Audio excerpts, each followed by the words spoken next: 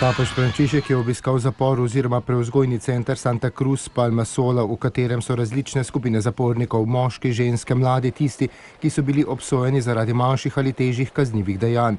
Cerkev v Boliviji si pri predstavnikih oblasti prizadeva, da bi v zaporu prišlo do nujnih korenitih reform. Problem je predvsem prenatrpanost.